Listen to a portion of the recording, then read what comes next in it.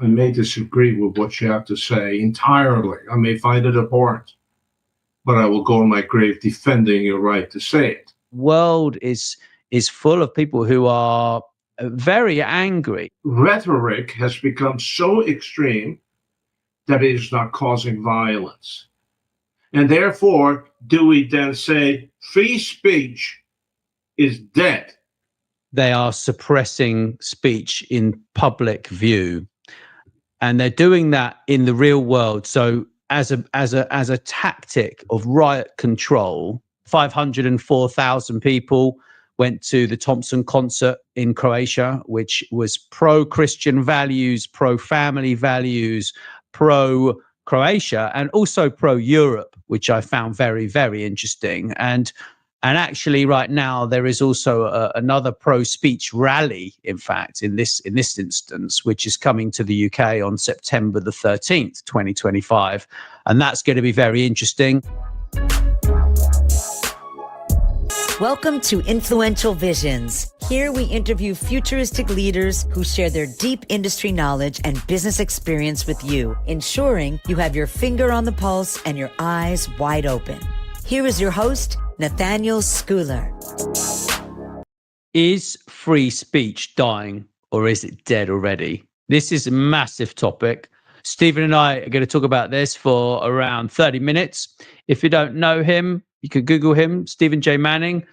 He built a very, very large marketing business back in the 80s and 90s. And he's a well-renowned business leader. You find it interesting, make sure you subscribe to the channel and do drop your comments in, because we'd love to hear about your opinion, really. So, yeah, what do you think, Steve? Do you think we're being massively censored at the moment? What's the deal when it comes to free speech? Well, depending upon who you listen to, we are being massively censored or not censored sufficiently. And so we've gone from where free speech, certainly in the United States, is a very core concept of democracy. In fact, the First Amendment may be the pillar of democracy as we used to know it and used to accept it, which is no longer the case. It's challenged. It's not sacrosanct. There was a time where, the vernaculars, I may disagree with what you have to say entirely. I may find it abhorrent, but I will go in my grave defending your right to say it. That would be the intended limits or no limits of free speech when this country was founded a mere 250 years ago.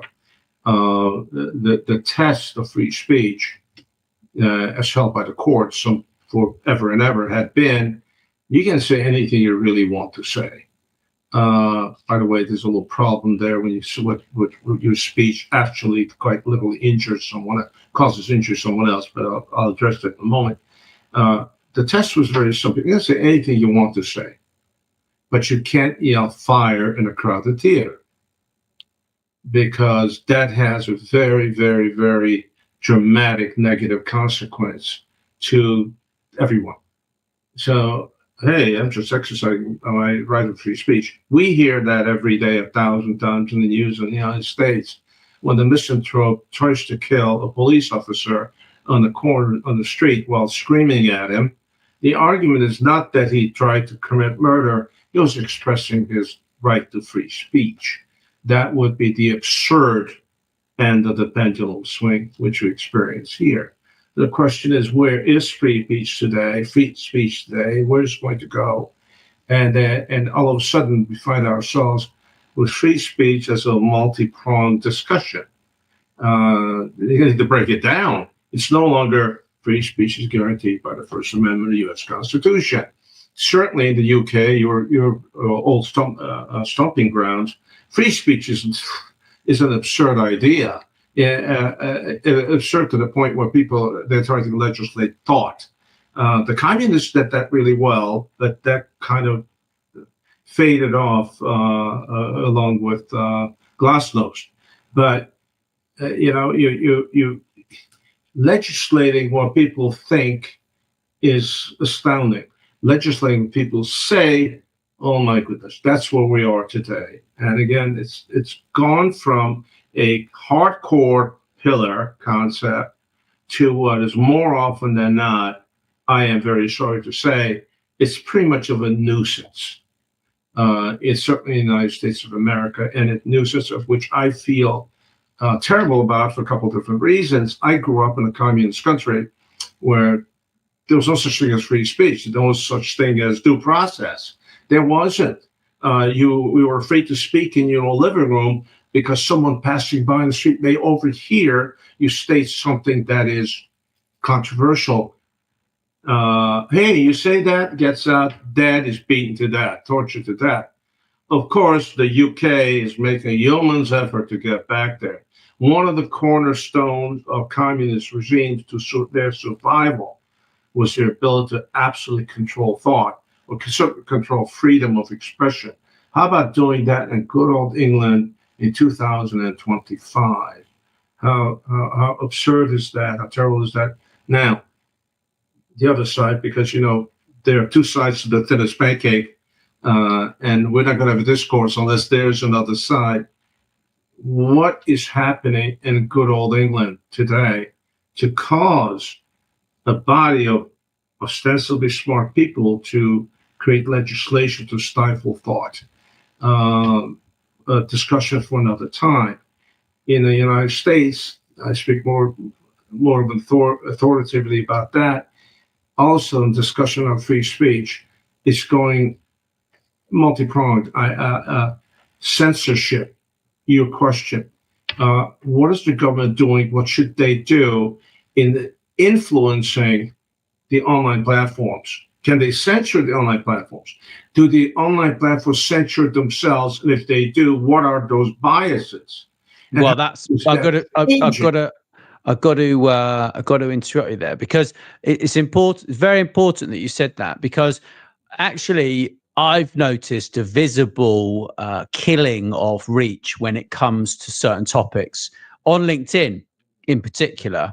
And I actually posted a video, or maybe it was just a post, and they automatically turn now the comments off on my posts because I posted a controversial topic, which I thought was very interesting, because they don't want those kind of conversations, which I thought I thought that was quite interesting as well, that they're trying to kill these conversations when actually they want people to be on the platform and have conversations, but yet they want to kill specific topics. So I think you just have to be very careful of what you're going to say. But being in social media a few years ago, I understand you have to be careful with what you say. I mean, you can't. There are certain things that you just don't say, right? But common sense goes out the window when people are mad, and this is a big problem. Is world is full of people who are very angry right now, because they're angry for a number of reasons. Angry mainly because people don't listen to them, I think, is certainly one of the reasons. And social media actually makes that worse, because they think people are listening, but actually then when their reach is killed, then it just makes it worse. So I don't know. I think we're in a very precarious position right now. I think that there are certain elements within the UK society that are, I would say, very dangerous. And I think that this explains why certain free speech is being censored or controlled in the real world, because actually they don't want to inflame certain minorities, I would say, within the country, but they're not minorities within certain areas. But I think there is a very big move for free speech in the Christian world at the moment. In particular, there's been the largest concert within the world. 504,000 people went to the Thompson concert in Croatia, which was pro-Christian values, pro-family values, pro-Croatia, and also pro-Europe, which I found very, very interesting. And And actually, right now, there is also another pro-speech rally, in fact, in this instance, which is coming to the UK on September the 13th, 2025. And that's going to be very interesting. Apparently, people from New Zealand are flying over there because New Zealand is a hub for Christians since the missionaries went over there and converted a huge proportion of the people to become Christians. I think it's going to be an interesting run up to 2026, in my opinion. Interesting end to the year. You said a lot of things to unpack in just a minute or two because there's a lot there. A comment. I can't help myself. I tell you that I have a very long-standing belief that common sense, which I hear it's only common sense, only common sense, only common sense. Tell you what common sense is. Common sense is that which tells us that the earth is flat. So I look at common sense as, well, that might be your most ordinary thought on the matter. Because I can argue that obviously the earth is flat, isn't it? I can see it. Common sense is that which tells us that the earth is flat.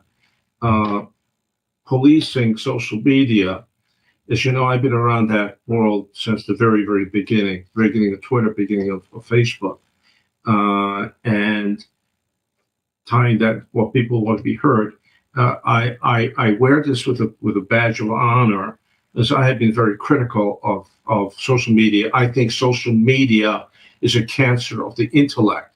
In fact, social media has done more to hurt the entire social paradigm, educational paradigm, even economic paradigm than any despot has done, could have done. In fact, more so than political correctness. Political correctness is an enormously metastasized cancer of the intellect in the United States.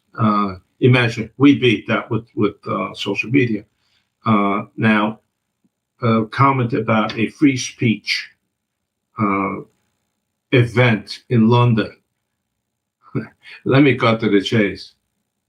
How could that go wrong? Well, yeah. We talk a lot about the pendulum swinging to the extremes. I'm big on pendulums, discussing pendulum swings in a whole lot of ways. And then, of course, fortunately, the pendulum swings and it settles to what some of us call a regression to the mean. It was far right, far left, it's all screaming. And then it settles down in here somewhere. If it does not, you can't govern. If it does not, I don't know, maybe Rousseau, somebody said something brilliant. I don't know if it was him, but somebody said that, our nation will perish in the flames generated by heat of its own passions. If you have unbridled heat of passion, unbridled, unchanneled, we're going to just blow ourselves up in short term. So there has to be, quoting one of the most brilliant philosophers of all time, my mother, she was fond of saying, honey, there's a limit to everything. And I challenged that since I began talking. And occasionally the challenges went a little too far, where my brilliant, very elegant mom, who never raised her voice, would gently give me a slap across the head just to set my thinking straight. God bless her. I learned how to hit a topspin backhand from her when she'd slap me across the face, then hit a backhand across my face so I don't get whiplash.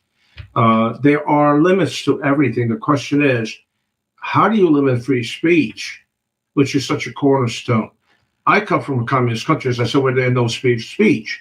It took me years until we settled in the land of opportunity in the United States to begin to feel that speaking freely is a good thing.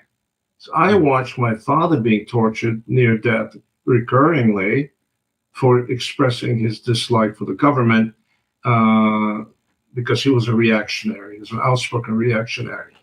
And, so free speech is kind of like, it's kind of like an ender's dream at this point. Yeah. And we all have our own ideas what the heck it should be.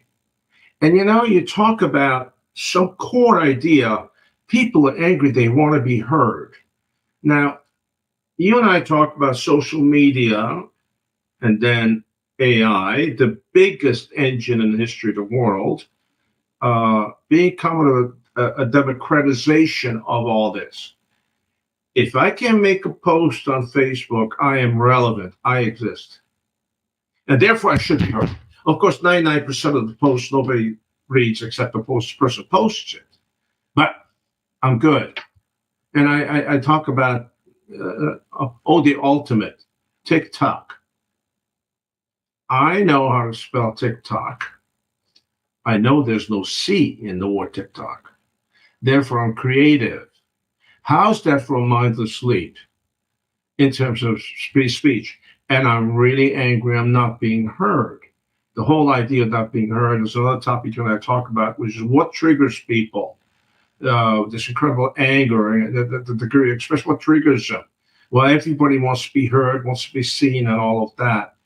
Well, I think that's the bulk of the folks. It's just, hey, But also, I said this. I'm gonna But just there's interject. one thing about triggering that. There is I hate to use the word class, but it's a class of people. I call those people who can think, and some can even chew gum at the same time, who are triggered because they feel impotent in the face of world events. I can't do anything about it, so I might as well scream, yell, carry on. But I'm triggered because I can't. I am just so distressed. I'm angry. Can't do anything about it. So I got, you know what? I'm going to go burn down your Tesla because I'm angry. I'm sorry. Go ahead. But there's so much you said there, and I'm just gonna focus on the one thing that really stands out to me at the moment is the way that they are suppressing speech in public view, and they're doing that in the real world. So as a tactic of riot control. So, for example, say you have a very large group who believe in X, and then you have a number of people that believe in Y. They will actually arrest the people who believe in Y to prevent civil unrest. And this is basically what's happening within the United Kingdom. There's been if I said what has actually been happening there and how many people are on terrorist watch list, people would panic and run for the hills. It's a very, very worrying time right now. I'm going to exercise my free speech right now and say that the Macron, the French chap that went over and spoke to the Prime Minister the other day, I could not believe that he actually said, "Oh yes, we'll help with the boats and this and that." And basically, we're giving them £400 million. £400 million to help with something they were supposed to be doing in the first place, right? And the French sense of humor is so ridiculous that they've given us a loan of the Bayeux Tapestry, which means that I don't know what message Macron is sending by lending us the Bayeux Tapestry. I think it was pre-Starmer's time. I think they might have agreed on that about 4 years ago, from what I gather. But that depicts Harold getting shot in the eye in the Battle of Hastings, which I find particularly interesting. But it's like, hold on a minute. We're gonna take some of the people that are arriving in these boats, and we're gonna take some of them back, but we're not gonna deal with the whole problem. And it's like, I don't know quite what is actually going on within the government of the United Kingdom to really think that is the solution to this massive problem, when it is not. The solution is a very big look at where's the money going, who's funding this, who's funding that, and all of these things are highly relevant to the free speech, and suppressing the voice of reason is basically what they're doing, because somehow there's some agenda that nobody talks about. We don't quite know who's funding it, or we sort of do, and I find the whole world particularly it's a very strange place. But we have, fortunately, we have X, which is one of the best platforms out there, because actually you can look at both sides to every argument. You can do your research. You can look at that, and you can understand more about what is going on. And certainly within Europe, there are a number of countries that are closing borders, that are basically really taking the responsibilities that we should have actually been keeping an eye on this 10 years ago and doing something. But back then, everyone was so left. Everyone was left. Yeah, everyone, let them all in. It doesn't matter. And now we're having to pay. This is the problem. We're having to pay money for all of these people, and it's like it'd be cheaper for them to stay where they are, and we'd just send them money, than allow them here and then have civil unrest because people aren't happy anymore, and the crime rate's gone through the roof. Like, I'm in disbelief if I'm brutally honest. The Macron thing. I'm giggling because, in deference to a dear friend of mine who was a dermatologist, a doctor, whom I care for deeply, and it's very important in my life. Too many years spent in the sun, your dermatologist becomes your best friend. Macron is kind of like a really bad dermatological thing. Hey, doctor, I got the spot here. Look, it's really dry. So doctor says, no problem. I've got a cream, and we'll put it on there, and it'll make it wet. It'll go away. And you're back there 3 weeks later to say, it's really wet. It's not drying up. Okay, no problem. I got this other cream that's make it dry. And 4 months later, you go back there, and you have a squamous cell carcinoma that you should have dealt with 3 months ago. That's Macron. To some extent, I appreciate Macron to a great extent. I think he's a clown often enough. He plays to an audience, which is terrible. Going back to the root issues on speech, is it dead? Is it dying?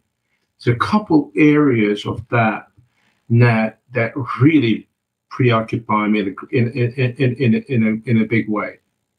One of them, of course, we just touched upon censorship. The government of the platform. So the platforms censored themselves. And of course, we have this refuge. Well, it's an algorithm. Now, you and I have been around algorithms since the beginning of time.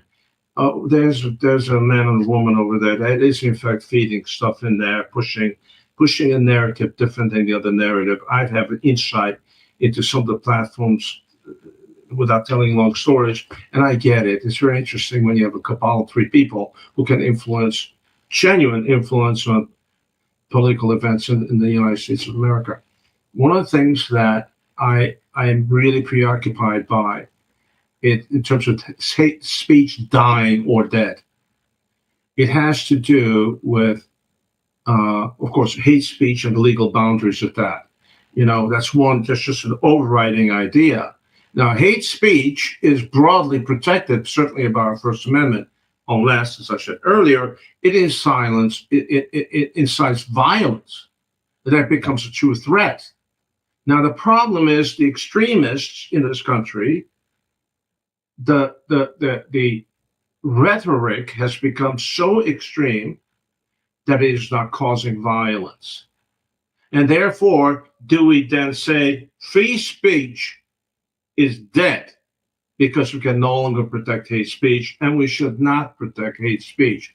There are limits to everything, quoting my mom, and now the other thinkers thereafter.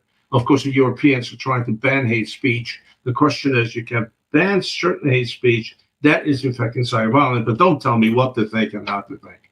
One of the thing that really bugs me even more is restrictions on educational content. Universities, by definition, are supposed to foster free thought, free speech, innovation, radical thinking, name it. What happens when it becomes hardcore institutionalized indoctrination. 92% of people teaching in U.S. colleges and universities are absolutely self-professed liberals or ultra-liberals. 98% contribute only to ultra-liberal causes. Okay, go send your kids there to learn about balance in anything in life. No, it's an indoctrination silo is what it is. So that is something that, yeah, free speech at university level is absolutely dead. Dead because it's just channeled one way. It's one-way traffic. Okay? Yeah. And okay, we can't change that because we can't protect children from having these divisive ideologies thrown at them. When those become incendiary and causing great harm to the population, the answer is yes. We need to take a look at that. Okay? Go right ahead and chill the free speech part where I'm going to kill you because I don't agree with what you have to say. And it's gone beyond that. You can't even say it. You want to be a tenured professor anywhere? Good luck with that. World's come to a weird place where a tenured guy can't write a book the way he wants to. He's writing a book saying, who's going to read this and do I get to keep my job? Okay? It's astounding to me. The whole campus speech paradigm, it really, really, really bothers me the most. Okay? Instead of emphasizing open discourse, not there. In fact, not there at all. Then, of course, the question is, do we then go to all these campuses and say, we limit hate speech? You may not express hate speech. Now, there is a Hobson's choice that I hope and pray that they are very, very smart people, much, much, much smarter than I am, spend a lot of nighttime hours trying to think about how to mitigate that before we just fall off the cliff. And the cliff is where 70% of postgraduate students in the United States of America don't know what the Holocaust was, but they scream intifada. 40% of advanced degrees people just out of school, they just got the master's degrees. 40% of them believe that the Holocaust was a hoax. It just didn't happen. Okay, now, to do that is to invite it to happen again, which of course just did a short year and a half ago. We just experienced another Holocaust.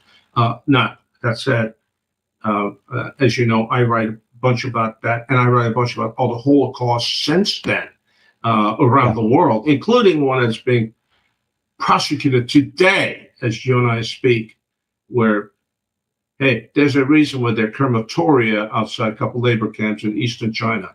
There's only 1.5 million people in those camps. I know. They have crematoria. So there's a Holocaust for you. But you know what? Again, going back, is free speech dead? In my humble opinion, is absolutely moribund, man. It is dying. Yeah. It is dying. How do we fix it? How do we give a voice to smart people? How do we give you a bigger voice? How do we give a bigger voice to some of the great people that you and I talk to, spend time with, do roundtables and so on, who are enlightened? How do we create that environment? I don't know how to do that.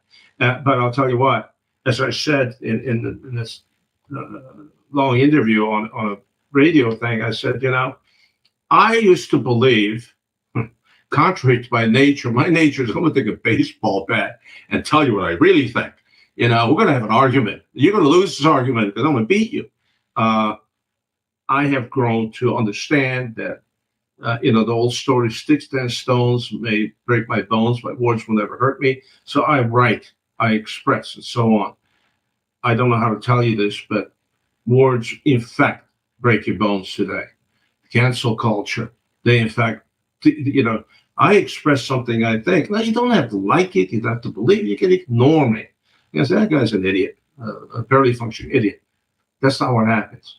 Now we are triggered to really cancel your sorry self. And by that, you're going to lose your job, you're going to lose your tenure, you're going to lose a livelihood, and we will burn your house down. Why? Because I have an idiotic take on something that you don't like. That would be the pendulum that allows for no discourse whatsoever.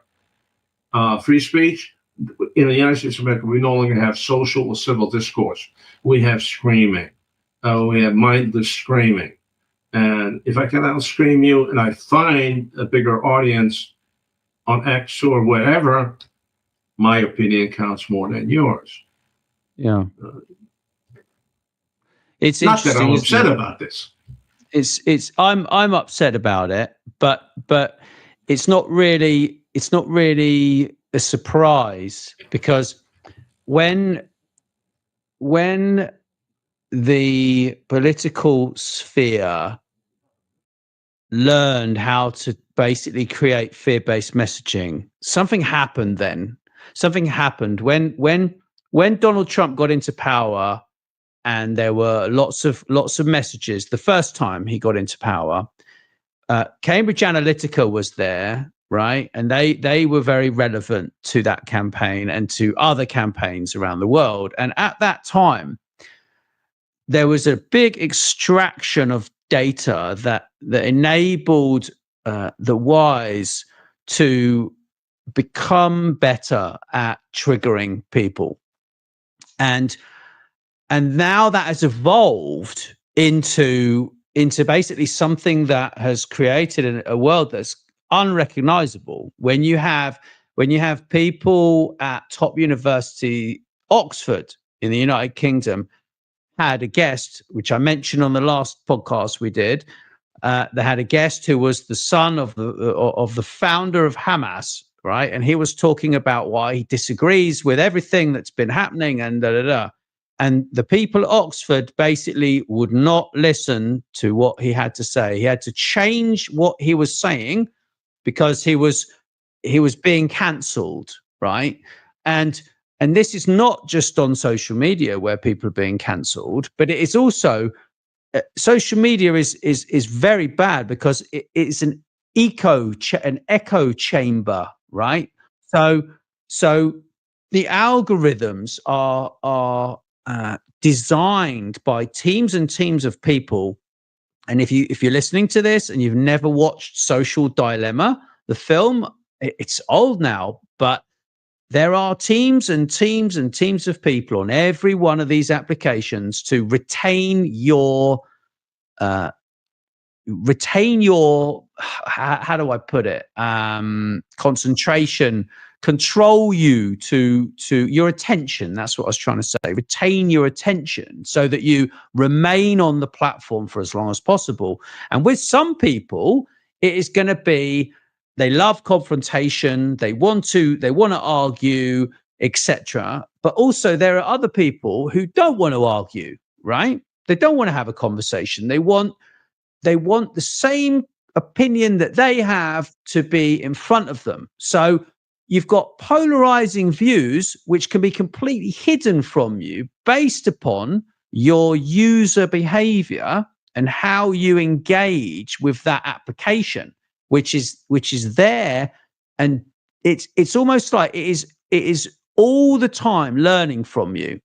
Facebook and Twitter and X and whatever and LinkedIn, they know more about you than probably your wife or your husband, right?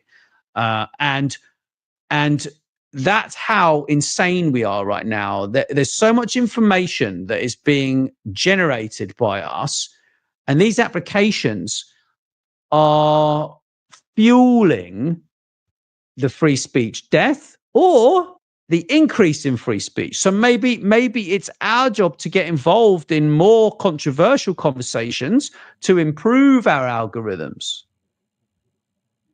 A couple of weeks ago, Salman Rushdie tried to deliver a speech in a college, and he was attacked on stage. Well, he did have security because he had the temerity to write satanic verses, otherwise lousy book years ago. And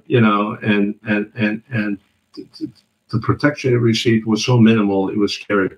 But that hate that hate overcomes and is likely to overcome generationally his right to free speech. But it's the question is, how do you reverse a runaway train? How do you do that? How do you impact it, and what level do you impact it? Where do you impact it? 8-year-old little girl, not 8.5, walks into the store with a mom. They're going to buy a dress, and she wants that dress. She knows what she wants. She's 9. I mean, it's amazing, isn't it? And then they're going to buy a dress. It's a given. And mom says, I think the pink dress would be great. And the kid says, no, blue. Why? ChatGPT told me I look better in blue. Okay, so where do you begin the reversed, well, I don't want to call it indoctrination, but where do you begin the truth telling? Because by 9 years old, that parent is kind of running a tad behind technology. The kid is already addicted. The kid is on amphetamine. It's called technology.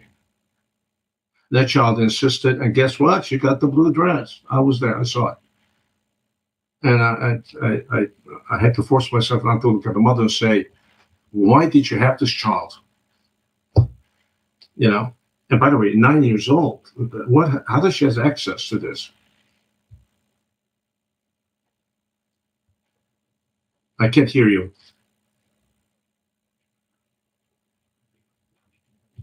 Sorry about that. I muted my microphone because I didn't want to make any noise, because I had to put my light on, and I didn't want to say to Alexa, turn the, don't want to talk to you, Alexa. I didn't want to tell. No. You just wanted to tune me out. No. I was listening, but it's interesting because I've been doing some design work on our header and helping a friend of mine with his scooter business, and I went to Gemini and I uploaded an image and I said, hey, can you help me with this? But Gemini gave me the worst design advice known to man for about half an hour, until I said, no. I want to put this here, this here, this here, and this here. And then Gemini said, yes, you are right. Okay. So what this means is children need to understand they have to question these language models. They cannot accept ChatGPT, Gemini, Grok, and all these others. They can't accept it as fact until they have actually explored all the avenues. Nathaniel. And this goes for that child. That mother needs to learn how to explain this to the child. You are asking that child something the child not capable of, and I hate to tell you this, but 95% of mothers are clueless. That's very true. The overwhelming percentage of the people are frightened of AI, and they don't really fundamentally understand it, and they don't understand the enormous potential and the enormous potential for being deleterious to life. Period. Now, we have been in an AI world and a big data world since maybe 1980. I mean, we've been around this a long time. We get it, and I fancy myself as knowing a fair bunch about AI, and it doesn't mean I'm not spellbound every day by something I discover. And it's an amazing thing to me, and I will repeat this because I'm fond of this story.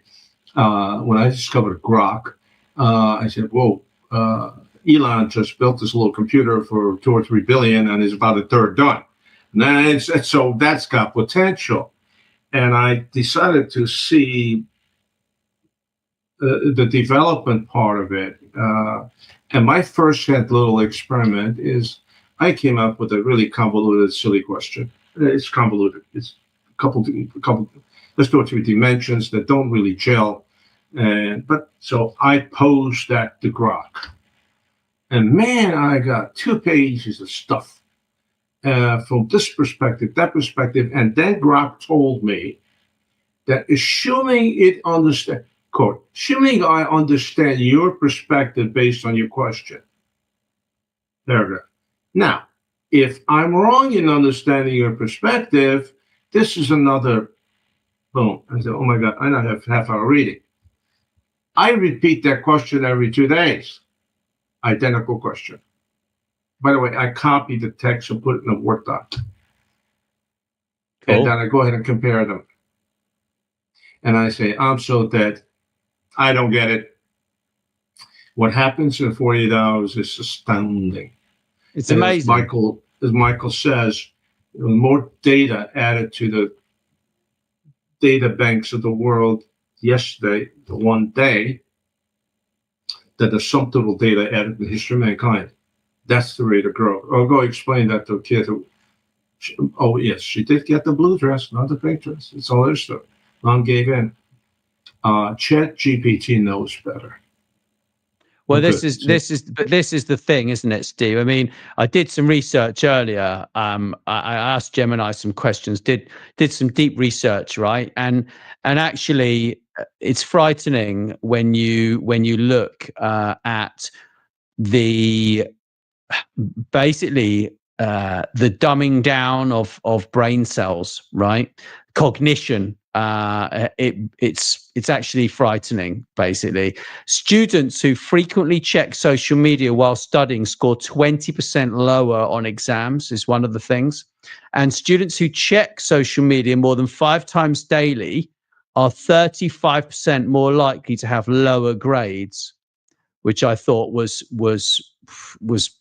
pretty worrying, actually. But it says here, companies lose approximately 650 billion annually due to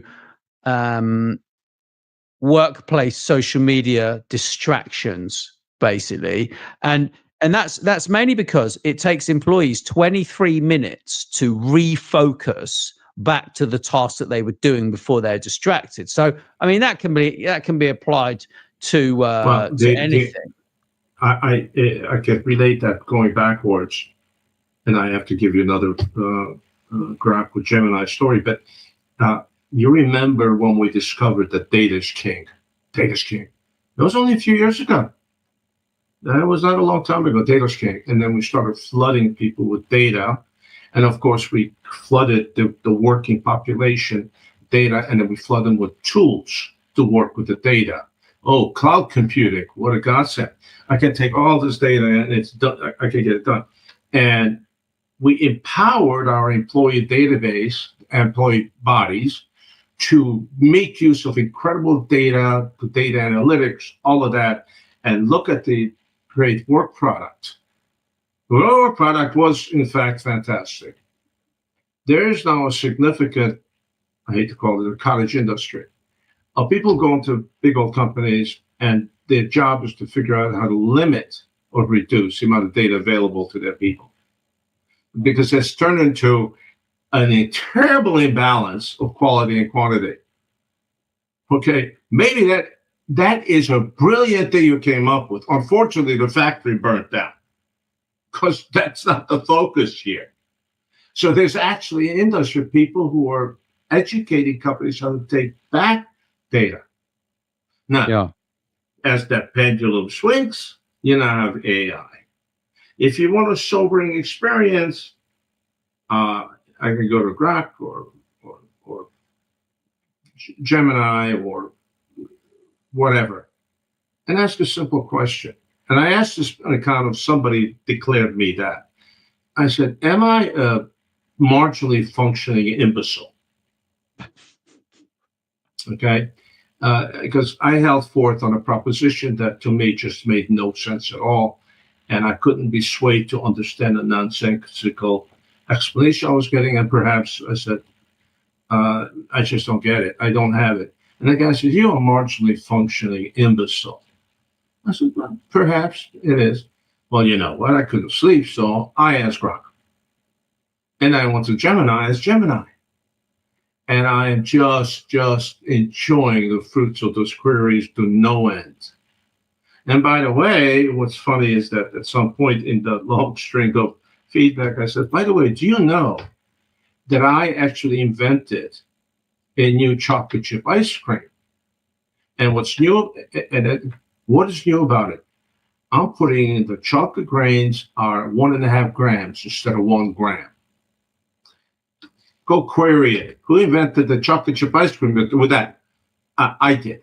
But our core topic about freedom of speech, and I am very unhappy to state again that sometimes I think it's a death knell. Some of the stuff we're doing is a death knell of free speech. The day we kill free speech, what are we going to do next? Kill the wheel, the fire? What are we going to do next? Are we going to just, once you shut at the universities, let's keep some schools open that teach math, engineering, and chemistry, and physics, and everything else you can just close it out. No need. Because we still need people to build bridges and roads and airplanes. But other than that, we don't. None of this. You and I talking, hey, if we're not talking about another way to split the atom, there's no point listening to us, is there now? So no. I think the dark side of it, to me, is immense. Yeah. Well, I agree. I mean, I think that's another reason why we created Monday Influencer, so people don't miss some of these really important things. And that's one reason we do these interviews, to grow certainly grow my brain, talk about these kind of things, and also to make people aware of what we're doing over there. Because a few years ago, before I started interviewing people, I really wanted to know so much. I had so many questions about marketing, business, branding, all the things that you and I talk about, and all the topics that are in Monday Influencer. At one point, I knew nothing about these things, and I'm really enjoying continuing that legacy and actually making those 500 plus audios available to people, and all of the worksheets, checklists, and all this other stuff, plus the career advisory and the other amazing thing, which is the weekly digest and abstracts, are so powerful. The feedback that we're receiving from those, we're so grateful for. And if you're listening to this and you're like, what the hell is Monday Influencer? Go to mondayinfluencer.com and sign up for a $1 trial. That's your risk, $1, right? And it's a great pleasure to work with you on this, Steve. And if you if you're listening to this and you're in education and you want some more amazing content for your platform, we can help you with that as well, because we've got so many interviews with so many experts like Steve, like Michael Tobin, CBE, all these amazing people that actually. We're becoming very well known for this, and so many people really love what we're doing. So do reach out to me or to Stephen here, and we'd love to hear from you. Thank you very much. Thank you. Ciao. Thanks very much for listening to Influential Visions. Please make sure you share this episode with your friends and business connections. And don't forget to drop us a review wherever you listen. Thanks.